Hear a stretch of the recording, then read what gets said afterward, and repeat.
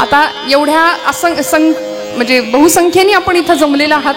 महिला वर्ग माझा अत्यंत नेहमीच उत्साही असता तुम्ही कीर्तनाला. म्हणजे माझंच कीर्तन असं नाही, पण कुठेही जा महिला वर्गाची उपस्थिती जास्त असते. न बोलता सरकाना पुढे. सरकताना बोलण्याची खरं तर काही आवश्यकता नाही, पण आपण बोलत बोलत बोलत बोलत सरकताय. पंढरीनाथ महाराज की जय. जय रघुवीर जगदंबा माता की.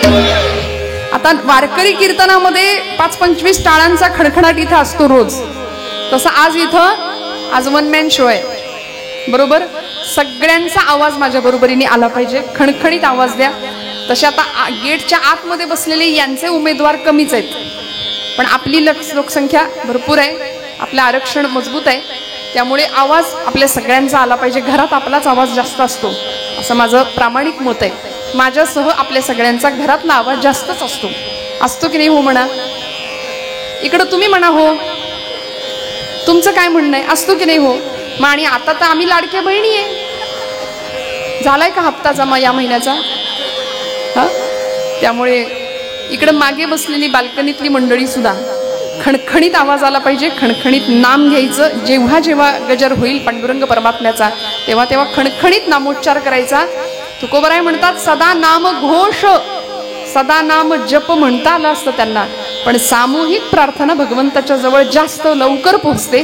म्हणून सगळ्यांनी मिळून केलेली प्रार्थना तिला घोष म्हणायचं. सगळ्यांचा आवाज आला पाहिजे. पंढरीनाथ भगवान की, जगदंबा माता की, हर हर. जगद्गुरु संत श्रेष्ठ श्री तुकोबरायांचा 4 चरणांचा सर्वपरिचित सर्वांच्या पाठांतरातला एक गोड अभंग घेण्याचा प्रयत्न करते. त्यावर निरूपण. फक्त जागे राहून कीर्तन श्रवण करूया. टाळकरी आपल्या वारकरी कीर्तनामध्ये टाळांचा आवाज असतो. लागलीच ब्रह्मानंदी टाळी तरी विठ्ठल विठ्ठल म्हटलं की दचकून आपण उठतो, पण तसं आता इथे नाहीये. एकसंघ निरूपण, एकसंघ कथा. हा, जागेपणी कीर्तन श्रवण करूया. कीर्तनासी नर हो तुम्ही जागा, कीर्तनासी नर हो तुम्ही जागा, कीर्तनासी नर हो तुम्ही जागा, कीर्तनासी नर हो तुम्ही जागा. तुम्ही म्हणाल ताई पुढचं आठवत नाही की येत नाही?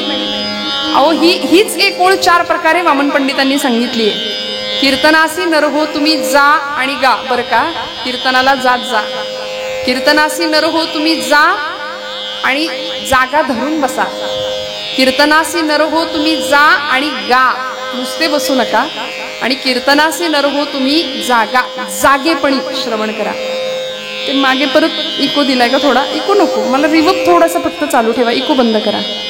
पंढरीनाथ भगवान की जय. जय रघुवीर समर्थ मंगलमूर्ती मोरया. आपल्यापैकी बरीचशी मंडळी बैठकीला जाणारी आहेत ना. समर्थांचं वाङ्मय सुद्धा आपण उत्तम प्रकारे वाचन करता. दासबोधाचा, मनोबोधाचा परिपाठ करता. आमचं सबंध वाङ्मय आणि या सगळ्या संत वाङ्मयामध्ये तुकोबरायांची गाथा आमच्या सगळ्यांचा माथा सुधरवण्याचं काम करते. डोकं जागेवर कशामुळे राहील तर ते फक्त संत वाङ्मयामुळे. सध्या आम्ही सगळे सैरभैर झालेलो आहोत, भरकटलेलो आहोत. त्यामुळे आमच्या मनाला चिरशांती प्रदान करणारं असं शब्द वाङ्मय फक्त आणि फक्त संतांचं वाङ्मय आहे. अत्यंत सुंदर अशी मागणी तुकोबरायांनी या अभंगामध्ये पांडुरंग परमात्म्याकडे केली आहे. जो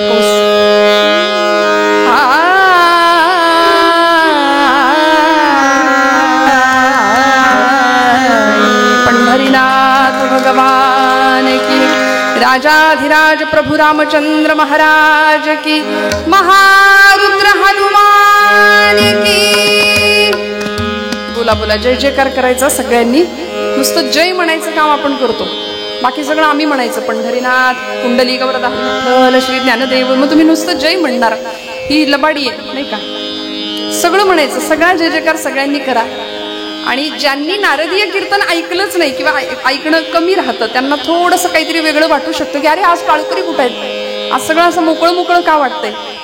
पण खरंच नारदीय कीर्तनातली गोडी ज्यांना माहिती आहे ते या कीर्तनाचा आनंद छान घेऊ शकतात. कारण इतकी 2 साथीदार मंडळी उत्तम आहेत. आपण सर्वजण श्रोतृवर्ग बहुश्रुत आहात, सुहृद आहात. अनेकांचं अनेक प्रकारचं आपण ऐकता आणि श्रवणातलं सुख नेमकं काय आहे? मग ते नारदीय कीर्तनाचं असू दे, एखादं प्रवचन असू दे, एखादं वारकरी कीर्तन असू दे, ते आपण अनुभवता. कारण सगळ्याच संतांनी आम्हाला श्रवण भक्तीतलं सुख समजावून सांगितलंय. श्रवणाच्या मिसे बैसावे येवोनी साम्राज्य भुवनी सुख नांदे. सुख सुख सुख असं व्यवहारामध्ये काहीच नसतं. आपल्याला वाटतं सुख आहे, पण सुखाचं नाणं उचलायला गेलो की दुःखाचा काटा आपोआप त्याच्या मागे असतोच. हे मात्र आम्ही सर्रास विसरून जातो. त्यामुळे सुख हे असं काहीही नसतं. प्राप्त परिस्थितीमध्ये समाधानी राहणं हीच सुखाची खरी व्याख्या आहे. प्राप्त परिस्थितीमध्ये आम्हाला समाधानी राहता येईल का, बस तेवढं जमलं की आम्ही सुखी. त्यामुळे श्रवणातलं सुख आम्हाला संतांनी वारंवार सांगितलं. माझी ज्ञानोबा माऊली, खरं तर माऊलींचा तसा स्वभाव नसताना सुद्धा ज्ञानेश्वरीमध्ये प्रतिज्ञा करतात. एक क्रांतिकारी प्रतिज्ञा माऊली करतात. तरी अवधान ऐकले दिजे मग सर्व सुखासी पात्र होईजे. हे प्रतिज्ञोत्तर माझे उघड ऐका.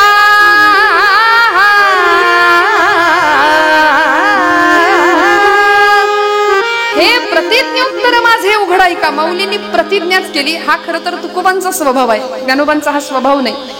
पण आपल्या स्वभावाच्या विरोधात जाऊन ज्ञानोबा एक क्रांतिकारक प्रतिज्ञा करतात. तरी अवधान ऐकले दिजे. अवधान म्हणजे काय? एक चित्त, चित्ताचं एकाग्र असणं, मनाचं एकाग्रता असणं ही सकल संतांची कायम असलेली धारणा आहे. आमच्या चित्ताच्या एकाग्रतेविषयी 12व्या अध्यायामध्ये भगवंतांनी अखंड सांगितलंय. अथ चित्तम समाधातुम न शक्नोषि मयि स्थिरम अभ्यास योगेन ततो मामिच्छाप्तुं धनंजयः.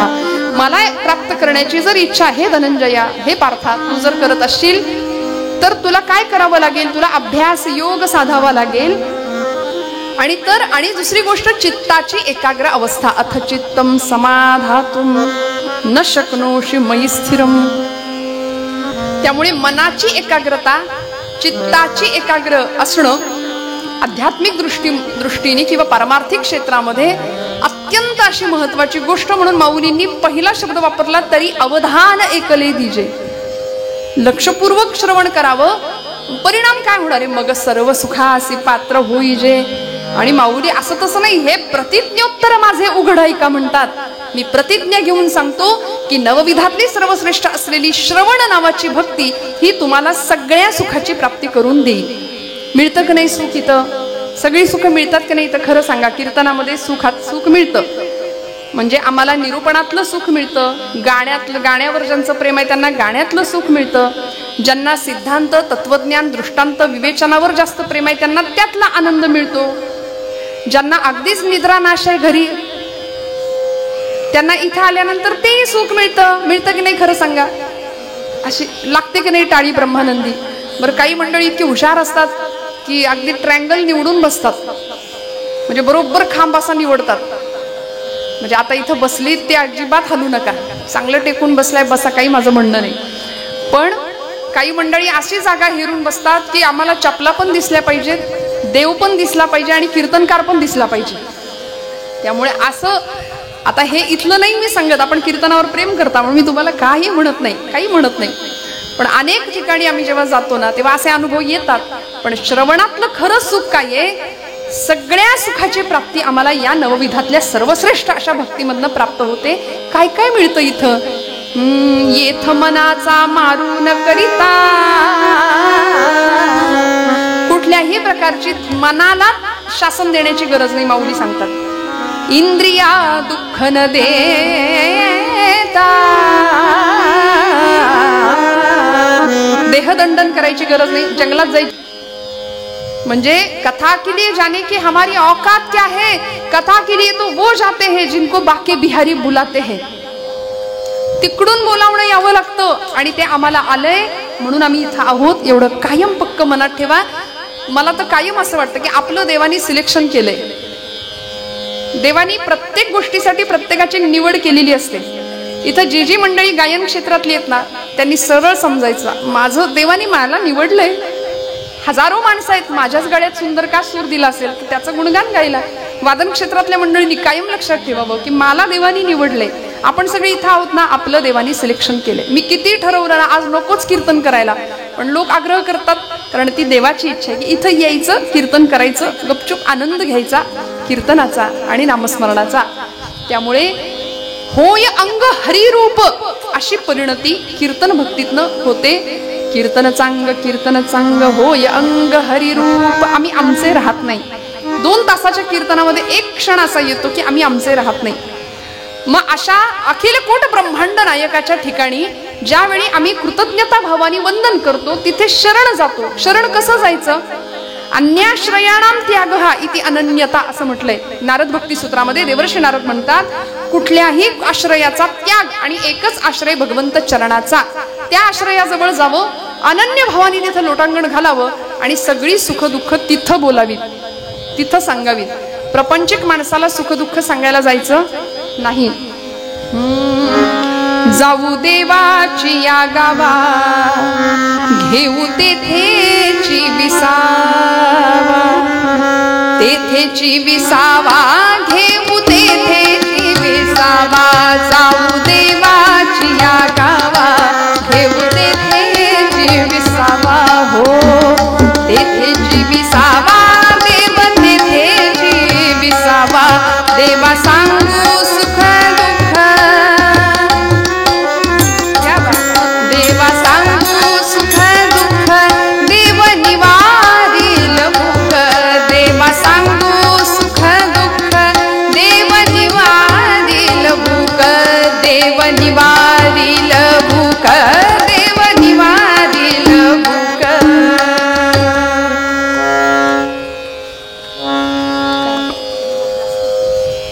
तुका म्हणे आम्ही बाळे या देवाचे लढीवाळे. थोडासा रिवर्ब कमी करा, पूर्ण बंद करू नका, किंचित. पंढरीनाथ भगवान की. महाराज म्हणाले, जाऊ देवाची या गावा, घेऊ तेथेची विसावा. देवा सांगू सुख दुःख, देव निवारील भूक. देवाला सुख सांगायचं असेल तर त्यालाच सांगायचं, दुःख सांगायचं असेल तर त्यालाच सांगायचं. संसारी माणसाला सुख आणि दुःख सांगायच्या भानगडीत पडायचं, कारण संसारी माणसं अजून ट्रॅफिक वाढवतात. बघा ना, तुम्ही सरळ सांगा ना, जा ना, कसं काय चाललंय, बरं आहे का हो? समोरनं उत्तर येतं, बरंच म्हणायचं. माझं उत्तम चाललंय असं म्हणणारी माणसं खूप कमी आहेत. माझं सगळ्यात छान चाललंय, एकदम उत्तम आहे, आरामात आहे असं म्हणणारी माणसं कमी आहेत. चालायचंच, कसं तरी चाललंय, बरंच म्हणायचं, अशी निगेटिव्हिटी असणारी माणसं खूप आहेत आजूबाजूला आमच्या. आणि लोकांचा नकार आमची असलेली ऊर्जा खाऊन टाकतो. त्यामुळे नकारार्थी माणसाच्या सहवासात राहायचंच नाही. फार कायम साधू संत सत्पुरुष संतांचा संग, ग्रंथांचा संग, आणि मग संतांच्या सहवासात आल्यानंतर जीवनाकडे बघण्याचा अत्यंत सुंदर असा दृष्टिकोन आम्हाला प्राप्त होतो, जो तुकोबराय आम्हाला या अभंगाच्या माध्यमातून देतायत. भगवंताचं एक वेगळं विलक्षण, अनेकांनी भगवंतांना त्या रूपात पाहिलं, पण तुकोबराय त्या भगवंतांना धर्माची मूर्त असं अभंगात म्हणतायत. देवाचं वर्णन करत असताना देवाचं सामर्थ्य, देवाचं स्वरूप आम्हाला तुकोबराय सांगतायत, की जे सामर्थ्य, जे स्वरूप आणि जो स्वभाव भगवंतांचा आम्ही भागवत ग्रंथाच्या प्रथम श्लोकामध्ये ऐकलेला आहे. सच्चिदानंद रूपाय विश्वोत्पत्त्यादि हेतवे तापत्रय विनाशाय श्रीकृष्णाय वयं नमः. भगवंतांचं स्वरूप, सामर्थ्य आणि स्वभाव सांगितलाय या ग्रंथामध्ये, या श्लोकामध्ये. देव कसा आहे? सच्चिद आनंद रूपाय. सत्स्वरूप आहे, चित स्वरूप आहे आणि आनंद स्वरूप आहे. विश्वोत्पत्त्यादि हेतवे हे देवाचं सामर्थ्य आहे. सगळं विश्व त्यांनी निर्माण केलंय. विश्वाच्या उत्पत्ती, स्थिती आणि लय या तीनही गुणांना किंवा तीनही स्थितींना तो कारण आहे. विश्वाची उत्पत्ती त्यांनी केली, पालन पोषण त्यांनीच केलं आणि संहार करता सुद्धा तोच आहे. एकोहम बहुस्याम असं त्याला वाटलं, तो एकटा होता, अनेक झाला, अनेकाची निर्मिती केली आणि एवढं सगळं करून सगळ्यामध्ये आहे आणि कशातच नाही असा तो भगवंत. आणि शेवटचं तिसरं त्याचं स्वरूप किंवा त्याचा स्वभाव सांगितला, तापत्रय विनाशाय. देव त्रिविध तापांचं निराकरण करणारा किंवा त्रिविध तापांपासून आमची मुक्ती करणारं ते परमात्म तत्व आहे, ते ब्रह्म आहे, ते अखिलकोट ब्रह्मांडाचं नायकाचं स्वरूप आहे. तुकोबराय या अभंगामध्ये त्याची स्तुती गातायत. एखाद्याची स्तुती तेव्हाच गावी लागते. आता व्यवहारामध्ये सुद्धा आपण असंच करतो, एखाद्याकडून काही आपलं काम असेल किंवा काम साधायचं असेल तर आपण त्याची स्तुती गातो, बाबा तुझ्यासारखं माणूस मिळणार नाही, तू आहेस म्हणून 4 बायका एकत्र जमल्या, आपण म्हणतो तुला म्हणून सांगते ग बाई, तू आहेस म्हणून, तुझ्यासारखा स्वभाव कुठं बघितलं नाही, जरा 100 रुपये देते का ग? एखाद्याची स्तुती करावी. आता तुकोबरायांची अशी भावना नाहीये, पण भगवंत षडगुणैश्वर्य संपूर्ण आहे, गुणाचा स्वामी आहे तो, गुणाधीश आहे भगवंत, गुणा संपन्न असलेला परमात्मा आहे. मग त्याचे गुण तुकोबराय आधी गातात आणि मग पुढच्या सगळ्या चरणांमध्ये महाराज त्यालाच गोड असं मागणं मागतायत, गोड मागणी करतायत की देवा तू कसा आहेस, तू धर्माची मूर्त आहेस, धर्माची तू मूर्ती, तुझं सामर्थ्य असं आहे, पाप आणि पुण्य या सगळ्याचा लेखाजोखा तुझ्याकडे आहे. किंबहुना आम्ही काय करावं, सकल विश्वावर तुझी सत्ता असल्या कारणाने आमचं पापही तुझ्या हातात आहे आणि आमचं पुण्यही तुझ्या हातात आहे. वस्तुतः हाच प्रश्न भगवद्गीतेमध्ये, लक्ष देऊन ऐका, अर्जुनाने भगवंतांना विचारला होता की देवा तू असं म्हणतोस विभूती योगामध्ये इंद्रियाणाम मनश्चास्मी, सकल इंद्रियांच्या मध्ये मन म्हणजे मी आहे, तर मग मला सांग अथ केन प्रयुक्तोयम पापंचरति पुरुषः अनिच्छन्नपि वार्षणेय बलादीव नियोजितः, जर मन म्हणजे तू असशील तर अथ केन प्रयुक्तोयम पापंचरति पुरुषः, माणूस पाप का करतो, आणि पाप शरीर नाही करत, पाप मन करतं. आधी मनात पाप वासना किंवा पाप भावना येते आणि मग शरीराकडून कर्म घडतं. मग देवा जर मन म्हणजे तू असशील तर मनुष्य पाप करतो, मग या पापाची जबाबदारी तू घ्यायला तयार आहेस का? तेव्हा भगवंत आपले हात वर करतात, हे बघ तुमचा त्या पापाशी माझा संबंध नाही आणि पुण्याशी संबंध नाही, मी निराळ आहे सगळ्यापासून. का? रजस्तवश्च मनस्व वंश दोषा उदारतो, ते मन रजतमांच्या आहारी जातं आणि पाप करतं. मग मी कुठे आहे? अत्यंतिक सात्विकताच्या ठिकाणी आहे, तिथं मी आहे, असं भगवंत गीतेमध्ये सांगतात. आणि हे तुकोबांना ज्ञात आहे, कारण महाराजांची गाथा किंवा महाराजांचे अभंग हे असे तसे नाही आले. महाराज म्हणतात पाहिली पुराणे धांडोळीली दरुशने, आम्ही असं तसं नाही बोलत, मनाला येईल ते वेदांचा तो अर्थ आम्हासीच ठावा, इतरांनी वाहवा भार माथा.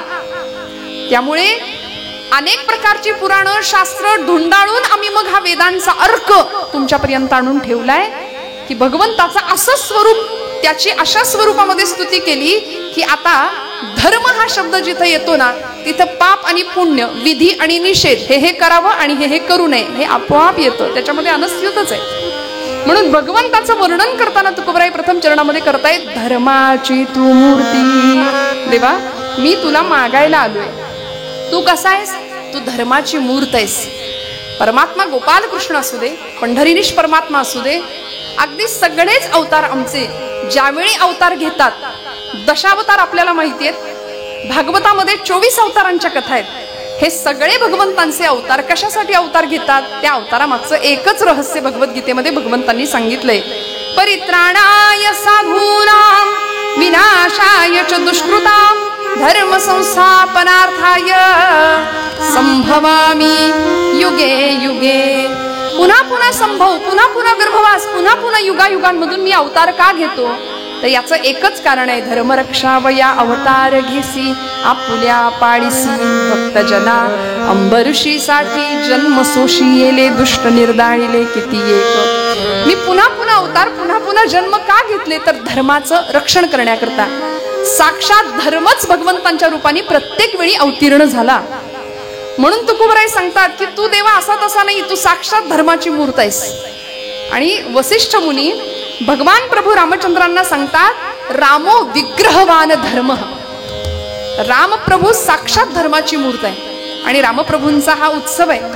काय प्रभूंचं रूप आहे, तुलसीदासांनी वर्णन केलं. श्रीरामचंद्र कृपालु भज मन हरण भव भन दारुण. श्रीरामचंद्र कृपालु भज मन हरण भव भय दारुण. श्रीराम श्रीराम.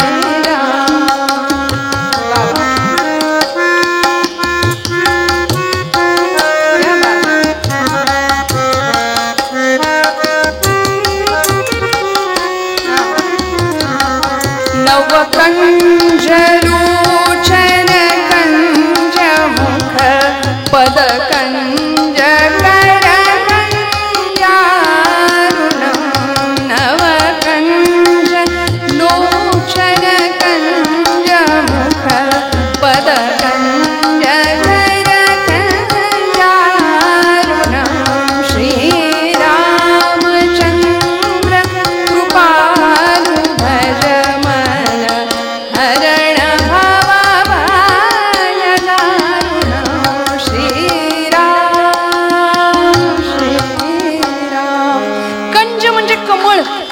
किती सुंदर रूप आहे, किती देखणं रूप आहे भगवंतांचं. राजस सुकुमार मदनाचा पुतळा. ही धर्माची मूर्त कशी आहे?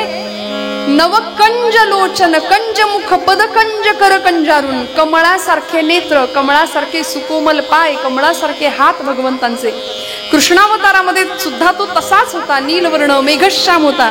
समर्थ म्हणायचे घनश्याम हा राम लावण्य रूपी, महावीर गंभीर पूर्ण प्रतापी, करी संकटी सेवकाचा पुढावा, प्रभाते मनी राम चिंतित जा. भगवंतांचं रूप सांगितलं. घनश्याम हा राम लावण्य रूपी. तुकोबराय सांगतात तू धर्माची मूर्त आहेस. आणि आता धर्म म्हटलं की पाप आणि पुण्य तुझ्या हातात आहे असं म्हणायला हरकत नाही देवा. तू धर्माची मूर्त आहेस. 500 वर्ष प्रभू रामचंद्र साक्षात धर्म सिंहासनावर बसायला वेळ लागला. या भारताच्या इतिहासामध्ये बाबरी मशिदीचा इतिहास आपण जाणतो. इतक्या दिवसांनी, इतक्या वर्षांनी प्रभूंना सिंहासनावर बसवलं. 2024 साली साक्षात धर्म सिंहासनावर बसला. त्या प्रभू रामचंद्रांना 14 वर्षाचा तरी वनवास, पण इथं 500 वर्ष प्रभूंना लागली हो गादीवर बसायला. बरं, प्रभू गादीवर बसले, पण समाजामध्ये नको ती मंडळी पुन्हा एकजूट व्हायला सुरुवात झाली नाही का. म्हणून आम्ही भगवं भगवं भगवं करता करता जातीपातीमध्ये इतके विभागले गेलो, किंबहुना संतांना सुद्धा जातीत वाटलं. ज्ञानोबराय अमुक एका जातीचे, तुकोबराय अमुक एका जातीचे, सौतामाळी अमुक एका जातीचे, गोरोबा काका अमुक एका जातीचे, कान्होपात्र अमुक एका. सगळ्या संतांना जातीत वाटलं आणि आम्ही मातीत जायची वेळ आली की आता नाही का. सगळ्यांना जातीत वाटायला लागलो आम्ही. कधी कधी छत्रपती शिवप्रभूंची शिवजयंती झाली आत्तामध्ये, तिथीनी झाली, तारखेनी झाली, मोठ्या प्रमाणात सोहळे साजरे झाले. पण राजांना म्हणावंसं वाटतं, राजे माफ करा, तुम्ही मराठा या शब्दाची जी व्युत्पत्ती किंवा व्याप्ती मांडली होती ना स्वराज्यामध्ये, त्या शब्दाचा अत्यंत चुकीचा अर्थ आम्ही लोकांनी घेतला. मराठा म्हणजे आम्ही फक्त 96 पुडी 92 पुडी एवढंच म्हणत बसलो. पण तुमच्या लेखी मराठा या शब्दाचा अर्थ होता जो भगव्यासाठी लढतो तो मराठा, जो भगव्याखाली धरातीर्थी पडण्याची तयारी ठेवतो तो मराठा, जो धर्मासाठी मरतो, प्राणांची बाजी लावतो तो मराठा. आमचे पुण्याचे आचार्य आत्रेंनी व्याख्या केली. खरं मराठा कुणाला म्हणायचं? खरा मराठी माणूस कुणाला म्हणायचं? अमुक कुळामध्ये जन्माला आलो म्हणून मराठा नाही. अहो, छत्रपतींच्या सैन्यासाठी लढणारा प्रत्येक मावळा हा मराठा होता. आणि मावळे 18 पगड जातीचे होते. अमुकच जातीतला मावळा छत्रपतींनी हेरून नाही घेतला. 18 पगड जातीचे मावळे स्वराज्यासाठी प्राणांची बाजी लावून, प्रसंगी जीव देण्याची तयारी ठेवून एक एक रत्न हिरा माझ्या छत्रपतींनी निवडला होता. ते मराठा म्हणजे फक्त मराठा नव्हते, त्या जातीचे नव्हते. 12 मावळातले 18 पगड जातीचे सर्व लोक मावळे म्हणून आले आणि त्यांनाच समर्थ म्हणतात, मराठा ती तुका मेळवावा, महाराष्ट्र धर्म वाढवावा. त्यामुळे धर्माच्या एका छताखाली ही 18 पगड जातीतली 12 मावळातली मंडळी एकत्र येतात. आत्र्यांनी सांगितलं, मराठी मराठी मराठी कुणाला म्हणायचं? ज्याला ज्ञानोबांची एक तरी ओवी पाठ आहे त्याला म्हणायचं मराठी, आहे का? ज्याला तुकोबरायांचा एक तरी अभंग पाठ आहे त्याला म्हणायचं मराठी. आणि ज्यांनी माझ्या शिवछत्रपती प्रभूंचा एक तरी गड पायाखालनं घालून आणलाय त्याला म्हणायचं मराठी. मराठीची व्याख्या आहे. मग आम्ही याच्यात बसत असू ना तर आम्ही मराठी आहोत. छत्रपतींच्या व्याख्येनुसार, समर्थांच्या व्याख्येनुसार धर्माचं एक छत्र सबंध जगावर राहावं हे हिंदू राष्ट्र आहे.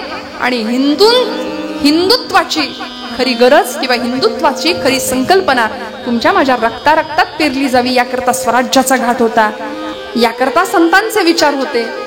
आणि म्हणून तुकोबराय सांगतात, देवा धर्माची तू मूर्ती. कुठला धर्म? धर्माची व्याख्या सांगितली. धारणात धर्म संयुक्त सधर्म इति निश्चय, तस्या धारण संयुक्त धर्मो धारयते प्रजा असं म्हटलंय. धर्मो रक्षति रक्षतः, धर्माचं जो रक्षण करतो त्याचं रक्षण धर्म करतो. धर्म प्रजेची धारणा करतो. सकाळी उठल्यापासून रात्री झोपेपर्यंत आम्ही जे जे कर्म म्हणून करतो त्याला धर्म असं म्हटलंय. विधी निषेधात्मक एक व्यवस्था आहे आपली. जीवन जगत असताना अमुक अमुक गोष्ट करावी आणि अमुक अमुक गोष्ट करू नये, त्याला आम्ही धर्म असं म्हणतो. धर्माच्या अनेक व्याख्या आम्हाला सांगितल्या. ज्यावेळी यक्ष प्रकरणामध्ये कुंती मातेला तहान लागली आणि त्यांचा तो अज्ञातवासात असणारा काळ, सगळ्यात कनिष्ठ पांडव होता सहदेव. तो म्हणाला, आई मी तुझ्यासाठी पाणी घेऊन येतो. तो गेला पाणी आणायला. एका सरोवराजवळ गेला, स्वच्छ पाणी होतं. कमंडलू पाण्यामध्ये बुडवला, पाणी घेऊन निघणार. एवढ्यात त्याच्या कानावर बातमी आली, माझ्या प्रश्नांची आधी उत्तर दे, मग तुला माझ्या तळ्यातलं पाणी घेऊ देतो. ऐकलं नाही, तिथं मूर्छित पडला. पुन्हा नकुल गेला, नकुलाच्या बाबतीतही तेच घडलं. अर्जुन गेला, भीम गेला, सगळ्यांच्या बाबतीत तेच घडलं. सगळ्यांच्या कानावर आकाशवाणी आली होती की माझं ऐकल्याशिवाय, माझ्या प्रश्नांची उत्तरं दिल्याशिवाय तुला या तळ्यातलं पाणी घेता येणार नाही. ऐकलं नाही. शेवटी धर्मराज युधिष्ठिर त्यांनाच म्हणायचं, जो युद्धी स्थिर आहे त्याला युधिष्ठिर म्हणायचं. जो युद्धी स्थिर. आजही तुमच्या माझ्या आयुष्यामध्ये रोज युद्धाचे प्रसंग आहेत की नाही? रोज आहे. म्हणजे काय आपण ढाल तलवारी घेऊन लढतोय का? नाही हो. पण अखंड संघर्ष आहे, वैचारिक संघर्ष आहे. महाराज म्हणले, रात्रंदिन आम्हा युद्धाचा प्रसंग, अंतर्बाह्य जग आणि मन, अखंड संघर्षजन्य परिस्थिती आहे. पण अशा स्थितीमध्ये काय करायला लागेल? धर्मराजांनी सगळ्या आपल्या चारही भावंडांना पाहिलं. एखाद्याने आकांडतांडव केला असता, तलवार काढली असती, लढण्यासाठी सज्ज झाला असता, पण हात जोडले आणि युधिष्ठिरांनी प्रार्थना केली, हे स्थानदेवतांनो, हे ग्रामदेवतांनो, हे जलदेवतांनो, जो कोणी तुम्ही असाल, कृपया माझी ही चारही भावंड इथं कुठलाही अपराध नसताना मृतवत पडलेली आहेत, ज्याने कुणी हे काम केले तो कृपया माझ्या समोर येईल काय? याला म्हणायचं धर्मराज. इतक्या नम्रतेने बोलल्यानंतर मग तो यक्षराज प्रकट होतो. महाभारतामध्ये हा प्रसंग आहे. आणि मग यक्षराज धर्माला अत्यंत सुंदर असे प्रश्न विचारतात. त्यातला एक प्रश्न होता, राजा, धर्माची दिशा काय असावी? खरा धर्म कुणाला म्हणायचं? काय असावी धर्माची दिशा? धर्मराजांनी एकाच शब्दात उत्तर दिलं होतं, धर्माची दिशा म्हणजे संत. संत आम्हाला धर्माची दिशा दाखवतात आणि संतांनी दाखवलेल्या मार्गालाच आम्ही धर्म असं म्हणतो. आज आमच्या या धर्मावरती अनेक प्रकारचे आक्रमण, हजारो वर्षांच्या परंपरेने, हजारो वर्षांचा इतिहास आहे. नुसते मुघल आले का हो? शक आले, हुन आले, डच आले, पोर्तुगीज आले, इंग्रज आले, मुघल आले. अनेकांनी अनेक प्रकारच्या स्वाऱ्या केल्या. सगळे लुटारू सगळं लुटून नेण्याच्या मागे लागले. पण खरी आमची भारतीय हिंदू संस्कृती नाही कुणाला नेता आली. की आमच्या रक्तात रोमात भिनलेली आहे, नाही नेता आली. का? इतर संस्कृतींचं उत्खनन करून हडप्पा मोहनजोदडो काढता आल्या, पण हिंदू संस्कृती अशी उत्खनन करून मिळणार नाही. ती आमच्या रक्तात आहे, ती आमच्या रोमात आहे. हिंदुत्व म्हटलं, छत्रपती शिवप्रभू धर्मवीर छत्रपती संभाजीराजांचा बलिदान दिवस परवा पार पडला. फाल्गुन वद्य अमावस्येचा दिवस, मृत्युंजय अमावस्या जिला म्हणतात. 39 दिवसांचा अतोनात छळ करून अमावस्येच्या दिवशी अत्यंत निर्घृणपणे माझ्या राजाला औरंग्याने मारलं. धडापासनं मस्तक वेगळं केलं, शिरच्छेद केला, पायापासनं डोक्यापर्यंत इंचा एवढे तुकडे माझ्या राजाच्या देहाचे केले. पण धर्म या एका संज्ञेसाठी, धर्म या एका संकल्पनेसाठी राजाने सगळं सहन केलं. माझ्या शिवछत्रपती नावाच्या पित्यानी, माझ्या बापानी निर्माण केलेलं स्वराज्य चढतं वाढतं. ते साधं सुद्धा नाही, ते प्रतिपाश्चंद्र लेखे व वर्धेशणूर विश्ववंदिता शाह सुनो शिवसैषा मुद्रा भद्राय राजते या न्यायानी प्रतिपदेच्या चंद्रकोरी प्रमाणे चढणारं वाढणारं माझ्या वडिलांनी निर्माण केलेलं राज्य हे मी राखणार नव्हे.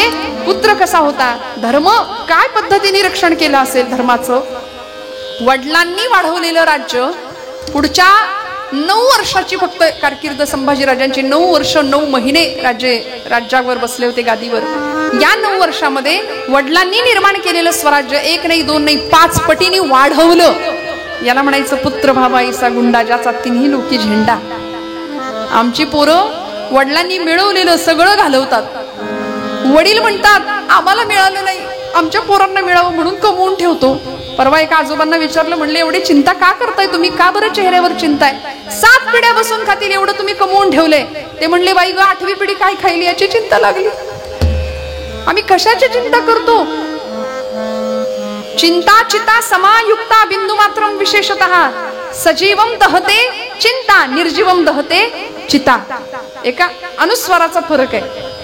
निर्जीव माणसाला जाळण्याचं काम चिता करते, सजीव माणसाला जाळण्याचं काम चिंता करते. मग ही चिंता सोडावी, परमेश्वराला शरण जावं. तुकोबराय त्याची स्तुती करतात, देवा तू कसा आहेस? तू धर्माची मूर्त आहेस.